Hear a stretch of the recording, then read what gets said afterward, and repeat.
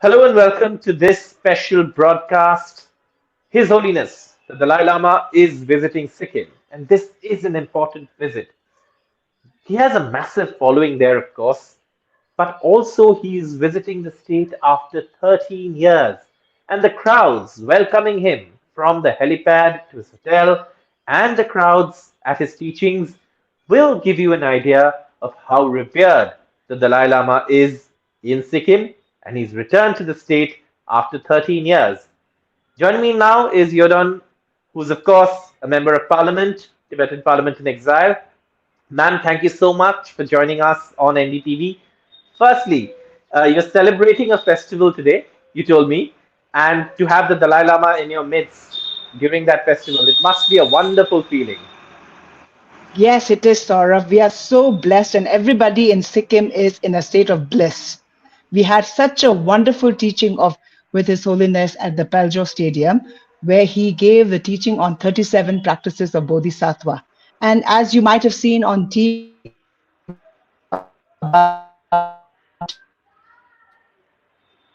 50,000 or more devotees. Some were not able to attend the teaching because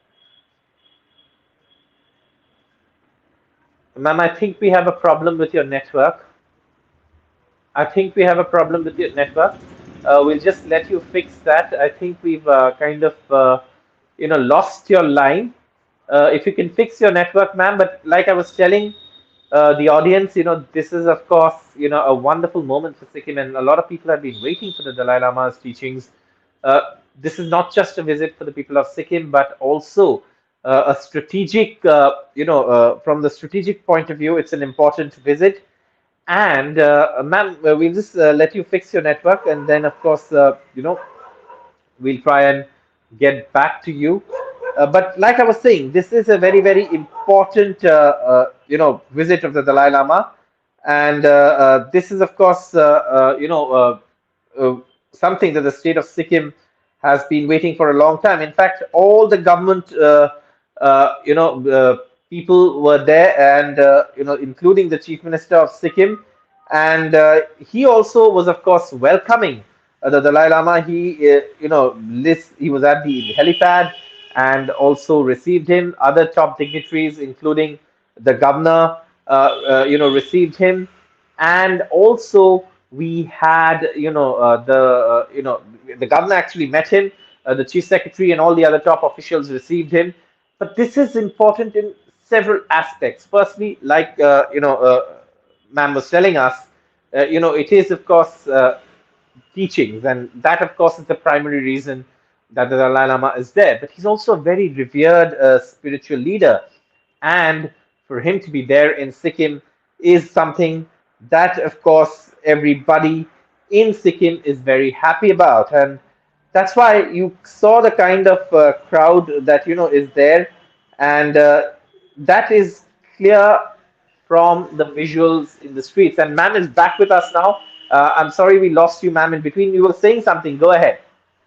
Yeah, I was just expressing how we are so blessed and we feel so happy. And, it's a state of bliss for all of us here in Sikkim because His Holiness is visiting us in Sikkim after 13 years.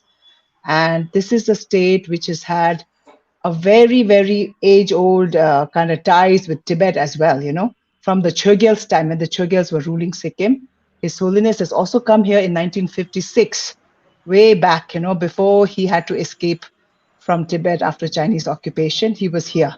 So this is a state with very deep connections culturally and in every sense. And people are really, it came out in huge numbers to kind of listen to him and get little precious kind of teaching from the living Buddha.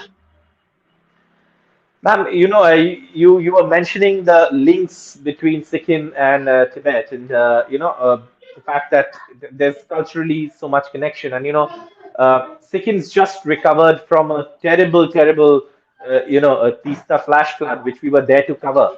And Yeah.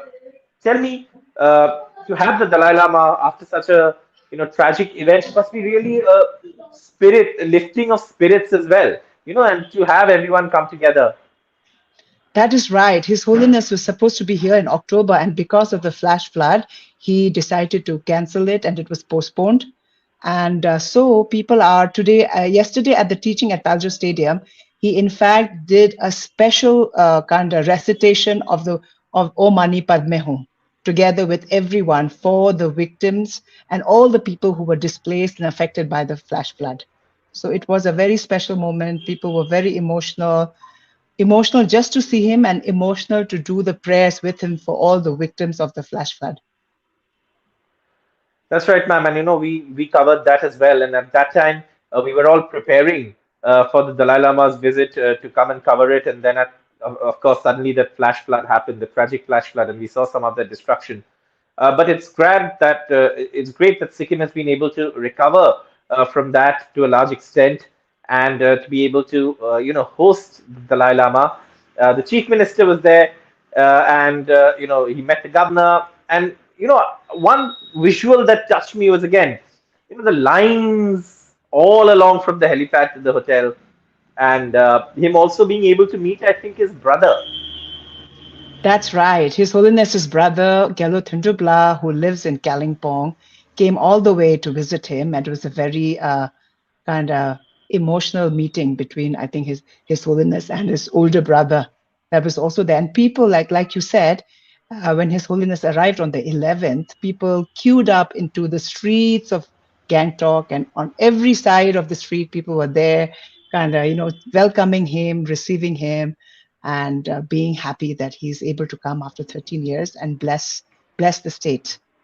The state, which is also, there are many Buddhists here. I think there are about 30% Buddhist and also non-Buddhist. Everybody reveres him as a leader of international stature who has given us not just Buddhist teachings, but secular ethics, and talked about universal responsibility, compassion, and kindness.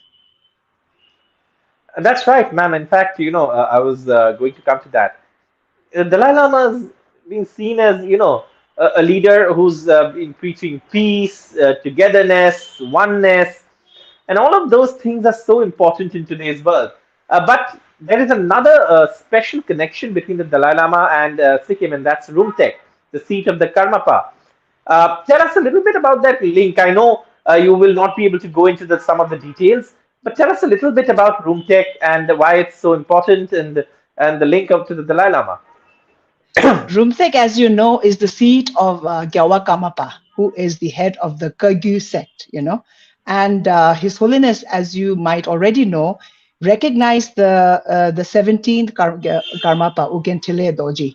And actually, at the teaching also yesterday at Paljo Stadium, His Holiness virtually laid the foundation stone of the 16th Karmapa statue. There's going to be a park, there's going to be a park with over 50 feet statue of the 16th Gyalwa Karmapa. So His Holiness laid the foundation stone of that and laid the foundation stone at another area of another religious head as well. So there was actually a lot of devotees of Karmapa also who were also there at the teaching, and they were also kind of taking the teaching and feeling really comforted by His Holiness's presence. Yes. And I know, ma'am, we cannot go into the details of the other issues around there, but to ask you now, ma'am, the Dalai Lama's teachings, the Dalai Lama in Sikkim, and since you're, a member of Parliament, of the Tibetan Parliament in Exile, our neighboring country has often, objected to the Dalai Lama's movements, but he's been welcomed with open arms everywhere he goes. He's been accepted, and loved and revered. So when he comes to Sikkim, which is so close to China, what kind of is there some sort of message in that as well? I do not think His Holiness is trying to send any message, but the mere fact that he is in Sikkim, which is so close to Tibet, because I think from Gangtok, the Tibet border is barely 53 kilometers away. And China, as you know, has been adamant wherever His Holiness goes, they try to object whether it is abroad or even within India to other Himalayan states like Arunachal Pradesh, even in Ladakh, His Holiness goes. But Indian government has been very, very cooperative. And since the Tibetans, large population of Tibetans are in India, the government of India has been very, very hospitable. We are hugely indebted and thankful to the government and people of India. And here in this case, with the teaching of His Holiness, the Chief Minister, Mr. Honorable P.S. Gole, has been very, very dedicated and committed to make sure that His Holiness comes to Sikkim to give this very precious teaching and bless the state. So that's something that I wanted to express as well. I know, ma'am, because in fact, the last time around, in around October, when we were covering the flash floods, and we had interviewed the chief minister, and he said that he was very disappointed that the flash floods had happened. Of course, he was dealing with the tragedy, managing rescue, and all of that. But in between, he did say that I'd love to be able to put Sikkim back in shape, in time for the Dalai Lama to be able to visit soon. And 2 months down the line, we have him actually in Sikkim. And of course, Thursday is the last day of his stay in the state.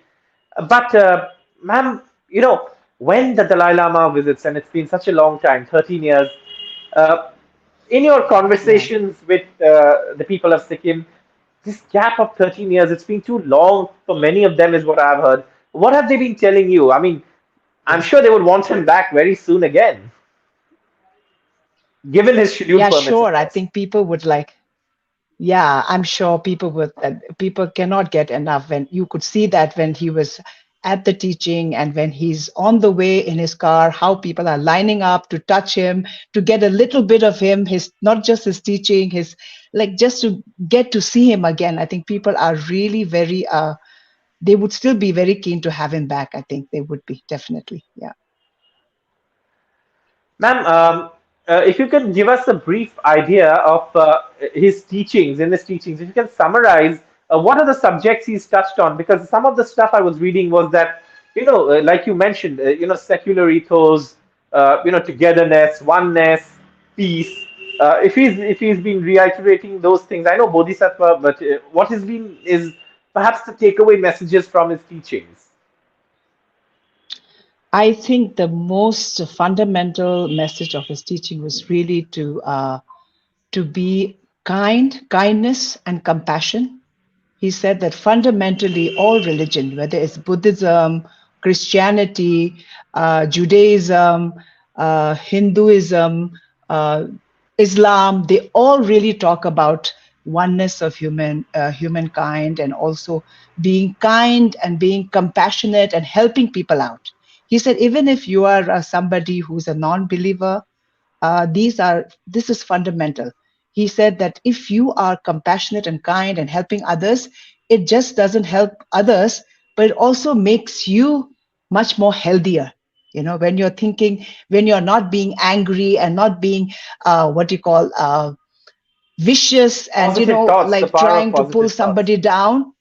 When you are positive, the power of positivity, he really was focusing on that. And he was giving his own example. He was saying that Tibet has been occupied by China. And when I practice every day in my practice, I always try to think about, compassion and being, how I do not hate the Chinese, even though they are our opponent. So he was giving that example as well. He also talked to people about how still healthy he is. He actually was very healthy and full of life and energetic, and so that was the main message was that. Yeah. And ma'am, we hope he remains healthy, continues to, enlighten us with his teachings in the years to come. And I'm sure all of Sikkim wants him to visit and be back soon and not have to wait for another 13 years before he returns. But thank you so much for giving your time. I know it's a busy day for you. It's a festival, and I wish you all the best. And thank you so much, ma'am, for joining us. The Thank you. all-important visit of His Holiness the Dalai Lama to Sikkim concludes on Thursday, and ma'am has given us the whole picture of what the visit looked like, what it meant for the people of Sikkim, the message the Dalai Lama was sending out, also the fact that he's healthy, he's happy, and positive thoughts is what he focused on. All of those things really stand out in this visit of His Holiness the Dalai Lama to Sikkim. Thank you so much for watching. Please do like, share, and subscribe the NDTV I channel on YouTube and watch us. And yes, ma'am, go ahead. I just want to add something, but there were a couple of performances because there was also, Yes, besides the teaching, we also gave a long life prayer. It's called Tenshuk in Tibetan, where the yes. state government, headed by the chief minister, and also the governor, of course, was there, gave a long life prayer, to for His Holiness to live long. And there were Tibetan group of 113, mostly ladies, but from Tibetans from Sikkim who dance. And that signifies the auspicious age where His Holiness also said that he'll live up to 113. So there were 113 ladies dressed in all costumes of all the three provinces of traditional Tibet dancing. There were also people from the culture department of the Sikkim government. They've also performed and they also gave long life dance, and Tashi Shirpa is like auspiciousness to His Holiness to live long. So everybody wants His Holiness's wisdom, his kindness, and his compassion, and they want him to live long. So that was the prayer, and we all want him to live long. So that's all I wanted to say. Thank you. Thank you so much, ma'am. Thank you so much for joining us. And like we said, thank you so much for watching this special broadcast on NDTV's YouTube channel. Please do like, share, subscribe for more such videos and insightful conversations. The Dalai Lama concludes his visit on the 16th. I beg your pardon, on Thursday to Sikkim. And of course, he goes to Salugara, and where also he has teachings. And then, of course, he goes to Bodh Gaya, where again he will That's right. continue to teach the essence of Buddhist values and peace and harmony and togetherness, all of that part of his teachings. Thank you so much for watching. Thank you, ma'am. Thank you. Please do Thank you. like, share, subscribe, to the this channel, the NDTV channel on YouTube.